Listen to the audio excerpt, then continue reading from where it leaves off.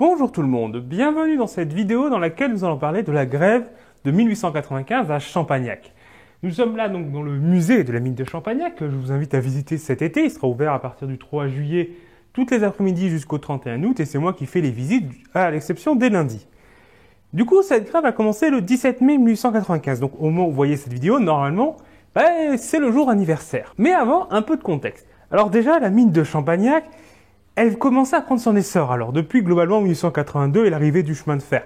Avant, c'était une petite exploitation avec moins de 100 personnes qui y travaillaient et essentiellement du coup recrutées dans le milieu agricole. Il n'y avait pas de syndicat organisé. Et même dans les années suivantes, la mine va prendre son essor. Et là, en 1895, on est sur une exploitation de plus de 500 personnes. Mais le gros reste du personnel récent, issu du milieu agricole, donc pas avec une tradition de syndicaliste. Du coup, à ce moment-là, on est sur les débuts, les prémices de l'organisation syndicale. Alors, il y avait déjà eu au début des années 1890 une première tentative d'organisation du syndicat, mais ce n'est vraiment qu'en 1894 que le syndicat va se créer, du coup, à l'automne, avec les venues notamment de Michel Rondet, qui était le responsable national du syndicat des mineurs. Et cette nouvelle organisation qui se crée alors va entamer d'abord déjà une première grève, peu après sur une question de vol de berline, c'est-à-dire qu'il y a une prime de production à la mine et du coup il faut noter qui ramène telle berline. Il s'avère qu'il y a un autre mineur qui notait à son nom les autres berlines, des berlines qu'il n'avait pas extraites lui, et donc il a été sanctionné pour cette raison, enfin les mineurs exigeaient sa sanction, ce qu'ils vont obtenir. Mais là, ce n'était pas la revendication principale du syndicat, en tout cas, le but principal de ce syndicat. Il va présenter d'autres revendications plus globales, notamment des hausses de salaire, la journée de 8 heures dans les chantiers dangereux. Il faut savoir que la journée de 8 heures, c'est la revendication historique du mouvement ouvrier à ce moment-là, c'est la revendication de tous les 1er mai. Eux, ils se contentent de la demander pour les chantiers dangereux, notamment les chantiers humides, où il faut des tenues en caoutchouc pour y aller parce que c'est des conditions de travail plus difficiles. Ils demandent également de ne plus payer l'huile des lampes, parce que ils devaient payer l'huile des lampes, donc ça aussi quand ils sont au fond.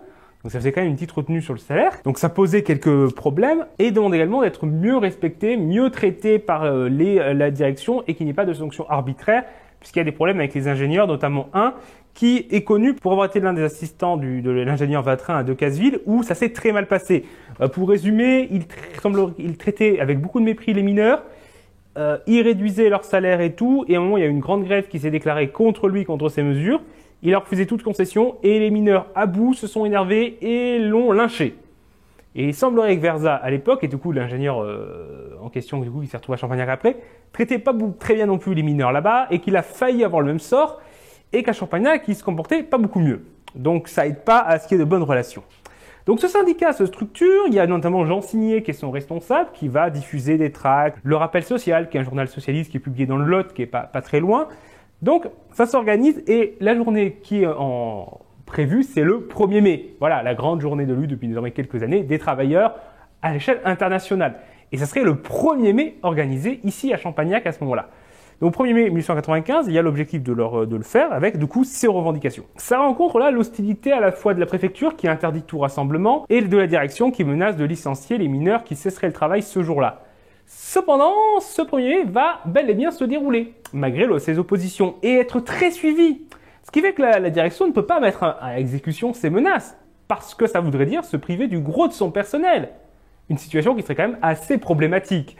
Parce que mineur, en plus, ça s'improvise pas, c'est pas un métier. Enfin, quand tu mets un mineur au fond qui est nouveau, il va être beaucoup moins efficace et encore plus s'il n'y a pas de personne avec de l'expérience pour l'encadrer. Donc, si on se retrouve à devoir remplacer 80% des effectifs du fond, voire même, au fond, c'est même encore plus, d'un coup, ça désorganise tout. Donc, la direction n'était pas en mesure d'appliquer ces menaces. Donc, elle décide de reprendre les mineurs et donc, le 2 mai, le travail reprend. En théorie, on a l'impression que le calme est revenu, mais les tensions restent présentes, puisque la direction de la mine a refusé les revendications du syndicat déjà depuis des mois, et refuse toujours, après ce 1er mai, de répondre aux revendications des mineurs. Donc plusieurs personnes, y compris des élus locaux notamment, disent notre grève risque de se déclencher, le conflit n'est pas réglé. Et en effet, le 17 mai, ça va reprendre. Que s'est-il passé? Que s'est-il passé ce 17 mai? Alors, ça commence la veille en fait. Le 16 mai, il y a un mineur, enfin plusieurs mineurs même, il y en a un seul qui va être sanctionné, qui sortent de leur chantier un quart d'heure en avance. Pourquoi? pour se rendre à l'enterrement du père d'un de leurs camarades. Et donc, pour être à l'heure à l'enterrement, ils considèrent qu'il faut sortir un peu en avance. Alors la direction par la suite va dire qu'ils pouvaient tout à fait y aller en sortant à l'heure. Mais de fait, plusieurs sortent en avance. Et le lendemain, quand ils reviennent, il y en a un qui est sanctionné. Il est mis à pied pour plusieurs jours. C'est-à-dire que pendant plusieurs jours, il ne travaille pas et donc il n'est pas payé. Alors pourquoi ce mineur et pas les autres? Alors, notamment parce que c'était un leader syndicaliste. C'était un des cadres du syndicat et il était déjà dans le viseur de la compagnie. Alors, celle-ci a également affirmé qu'il était déjà sorti en avance d'autres fois et que donc c'est pour ça qu'il a été sanctionné et pas les autres. Il y aurait répétition. Alors, j'ai pas trouvé confirmation là-dessus. J'ai pas trouvé de papier qui atteste qu'il était sorti en avance avant. C'est une justification que la mine avance dans plusieurs courriers. Là, voilà. Donc, je ne sais pas si c'est vrai. Ce qui était aussi avancé comme raison de la part notamment des mineurs, c'est que l'enterrement en question était un enterrement civil et que la direction de la mine étant catholique, elle aurait sanctionné le mineur en question parce qu'il était allé à l'enterrement civil. Mais ça me semble faux parce que déjà, les autres n'ont pas été sanctionnés et qu'il y a eu d'autres enterrements civils déjà sans que ça entraîne de sanctions. Donc, je pense que c'est vraiment parce que celui-ci, il était syndicaliste et qu'il l'avait dans leur viseur et peut-être aussi parce qu'il avait déjà eu des soucis de discipline qui voulait le sanctionner plus fortement que les autres. Mais en tout cas, cet élément de l'enterrement civil, ça va jouer pas mal par la suite, nous le verrons. Du coup, ses camarades, à ce moment-là, quand ils apprennent sa mise à pied, décident de refuser d'aller travailler. Ils se mettent en grève, spontanément. Et donc, ils vont voir l'ingénieur pour demander l'annulation de la mise à pied de leurs collègues, ce qui est refusé. Et même, on annonce qu'il y aura des sanctions contre les mineurs qui se sont mis en grève. Et là, ça se répand, la grève. Ça se répand comme une traînée de poudre et quasi une grande partie du personnel, notamment le personnel de fond, le personnel de jour au début est plus à rester travailler, mais va se joindre aussi par la suite à la grève. En tout cas, la grève devient majoritaire et le travail cesse du coup ce 17 mai et on entame ainsi une grève qui va durer jusqu'en août 1895. Donc une fois cette grève lancée, les mineurs, leur but n'est pas qu'elle dure, mais d'obtenir satisfaction.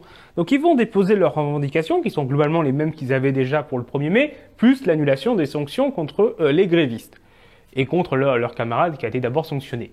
La direction refuse. Elle s'oppose à ces revendications. Il y a également des tentatives de conciliation, du juge de paix, de la préfecture aussi qui intervient rapidement. Alors, sur deux aspects. D'abord, elle intervient dans l'aspect maintien de l'ordre, en envoyant des compagnies de gendarmes et de cavaliers pour maintenir l'ordre sur place. Ce qui fait que l'endroit, le bassin minier de Champagnac, va être occupé pendant plusieurs mois par l'armée, avec on a notamment plusieurs photos que vous pouvez voir là de compagnies militaires qui occupent le bassin. Mais dans le même temps, le préfet tente d'obtenir des concessions de la part de Edmond Pochat, qui est le directeur de la mine, pour que les choses s'apaisent, que la grève prenne fin dans le calme. Cependant, la direction refuse. Elle refuse d'écouter le préfet. Ses arguments sont de plusieurs ordres. D'abord, c'est que sur la question notamment des licenciements et des sanctions, c'est que c'est une question de pure discipline et qu'une direction de la mine ne peut absolument pas revenir là-dessus et qu'elle doit être absolument maîtresse de manière arbitraire sur les sanctions qu'elle donne pour maintenir la discipline. Ça, c'est son argument. Sur la question des salaires, elle dit que les mineurs de Champagnac sont mieux payés qu'ailleurs et que les bénéfices baissent parce que les mineurs produisent moins. Donc elle accuse les mineurs d'être responsables de la difficulté économique. Alors dans les faits, les salaires des mineurs n'ont pas augmenté depuis longtemps alors que la compagnie fait de gros bénéfices. Donc il y a quand même là une exploitation qui se fait et que Edmond Pochat ne veut pas faire cesser. Et donc la grève va continuer. Les mineurs vont faire des assemblées générales régulièrement pour voter la continuité de la grève et qui va être très suivie. À peu près, on a plus de entre 80 et 90% du personnel en grève globalement durant quasiment l'ensemble du conflit, donc jusqu'au mi-août 1895. Donc c'est quand même un gros mouvement social. Donc en plus de ces assemblées, ces réunions du coup quasiment quotidiennes, on a quelques manifestations qui vont avoir lieu. Bon, plutôt dans le calme au début et après ça va se tendre. Ça va se tendre, il y aura quelques affrontements à la fois entre grévistes et non grévistes parce que voilà, il y a des tensions. Et entre grévistes et forces de l'ordre. Il y aura aussi des insultes, quelques arrestations, quelques procès. Mais ça reste quand même des cas plutôt isolés. Dans l'ensemble, on a le calme est maintenu, même si forcément, plus on avance dans le conflit, plus les tensions montent, parce que les gens commencent à en avoir marre, ils ont faim, ils sont dans la misère, la colère monte. Il y a également l'appel à la solidarité. Alors, à la fois du milieu rural et des paysans locaux qui aident en nourrissant les grévistes, qui vont embaucher des grévistes aussi au champ, donc pendant les moissons et tout. Donc, ça va leur permettre d'avoir un travail à la place de la mine. Du coup, pendant une partie de l'été, à la fin de l'été, ça devient plus compliqué à ce niveau-là. Et également des dons. Là, ils vont aller dans les différentes localités du coin, il y a des bars, des journaux qui ouvrent des souscriptions également pour soutenir, et il y a une solidarité à l'échelle du pays. Il y a plusieurs députés socialistes qui vont venir. Ce fut par exemple le cas de Viviani, également avocat, ou de Walter Écoutant et bien d'autres. Il y eut également le syndicaliste Michel Rondet. Jean Jaurès, il ne va pas venir, mais il va envoyer un correspondant de son journal, alors qu'il n'est pas encore l'Humanité. À l'époque, il a juste la Dépêche de Toulouse, mais il y a son correspondant, Jean-Félicien Cour, sur place, couvre les événements et qui soutient les grévistes. Jaurès va du coup écrire un article dans son journal. Il va faire un meeting de soutien aussi pour récolter de l'argent à Toulouse. Et donc, il y a de nombreux députés socialistes qui viennent. Il y a le conseil municipal de Paris et de Saint-Étienne qui font des dons. Et au niveau local, on a l'appui donc des radicaux. Les radicaux, il n'y a pas que les socialistes, mais les radicaux soutiennent également les mineurs, tout en les appelant au calme. Donc, c'est la différence avec les socialistes, c'est que les socialistes sont plus dans l'action révolutionnaire, là où les radicaux sont pour une action calme, mais globalement soutiennent les grèves, et notamment pour une raison, on revient à l'histoire de l'enterrement civil. Vu que la mine est accusée d'avoir sanctionné un mineur parce qu'il voulait se rendre à un enterrement civil, c'est vu comme une sanction contre la laïcité. Or, les radicaux sont très favorables à la laïcité. Ils défendent la séparation de l'Église et de l'État qui n'existe pas encore à cette époque. Donc pour eux, ça c'est un casus belli. Ce qui se passe aussi, c'est que les journaux, au début, pouvaient être plutôt hostiles aux revendications des mineurs, pour trouver que c'était juste de l'action d'agitateurs socialistes qui dénonçaient. On est plutôt sur des journaux républicains, mais modérés ou radicaux, pas des journaux socialistes dans les journaux locaux. Cependant, face à l'intransigeance du directeur Edmond Pochat, petit à petit, les positions évoluent et deviennent de plus en plus hostiles à Edmond Pochat et de plus en plus favorables aux mineurs, tout en dénonçant souvent les quelques actions violentes qu'il y a, mais en rappelant que la situation là vient d'Edmond Pochat. C'est le fameux « vous condamnez les violences » qu'on balance avant toute intervention sur le mouvement social. Alors là, oui, il dénonce les violences, mais la plupart n'oublient pas que la responsabilité vient de l'intransigeance d'Edmond Pochat.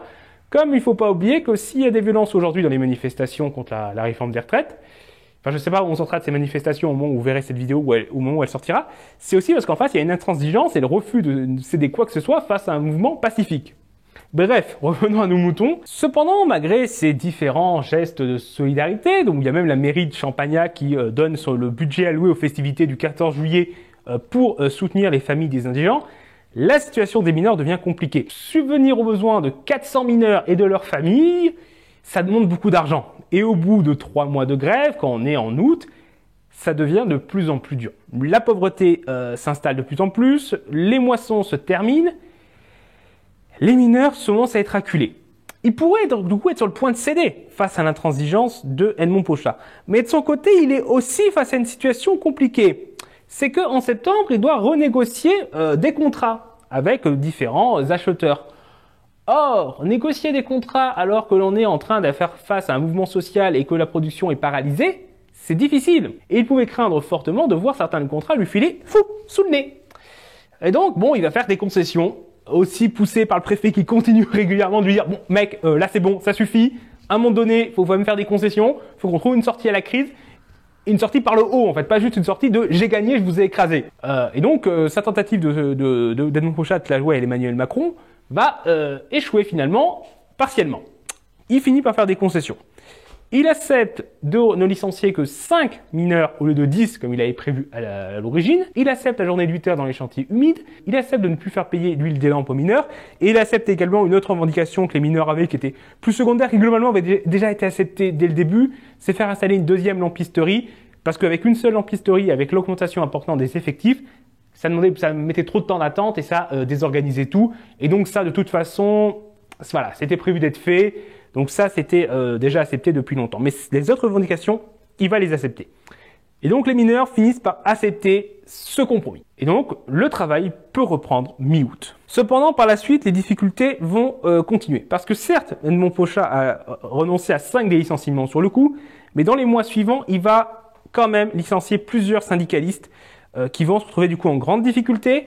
Et les mineurs qui sont très affaiblis financièrement n'ont plus vraiment les moyens de se relancer dans un autre mouvement de grève. Edmond Pochat, ayant de son côté fini de renégocier ses contrats, il est un peu plus tranquille.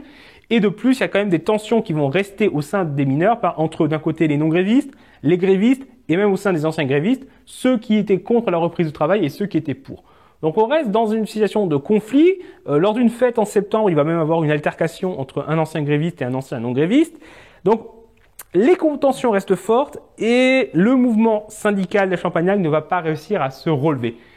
Il va être très décapité, le syndicat va à un moment disparaître, se reformer, mais il ne va pas être en mesure de relancer des mouvements sociaux et des grèves jusqu'en 1913. Il faut attendre 1913 pour qu'une nouvelle grève se lance, puis en 1914, après la Première Guerre mondiale, donc ça s'arrête de nouveau, et on reprendra vraiment des mouvements de grève importants à partir de 1917 et pendant une grosse dizaine d'années. Mais ça, on en parlera dans une prochaine vidéo. Et si vous voulez en savoir plus également sur ces grèves, il y aura une exposition cet été au musée de la Mine qui va présenter rapidement les autres grèves qui se sont déroulées à Champagnac, en tout cas les principales. Donc si vous avez l'occasion de venir le visiter, l'entrée n'est qu'à 4 € pour les adultes, donc n'hésitez pas à venir et je me ferai un plaisir de vous la présenter, de vous donner plus de détails à ce sujet. Donc j'ai hâte de vous voir si vous pouvez venir. Bref, c'est terminé pour cette vidéo. J'espère qu'elle vous a intéressé et que vous avez appris des choses. Comme je vous l'ai dit, si vous voulez en savoir plus sur la mine de Champagnac, alors déjà, on a fait plusieurs vidéos sur le sujet. Donc, n'hésitez pas à aller les voir. Je vous mettrai les liens un peu partout. Et n'hésitez pas également, il y aura d'ailleurs une playlist mine de Champagnac sur notre chaîne YouTube. Et n'hésitez pas, du coup, à venir visiter le musée de la mine. L'entrée est à 4 € pour les adultes, 2 € pour les enfants. Donc, ce n'est vraiment pas cher.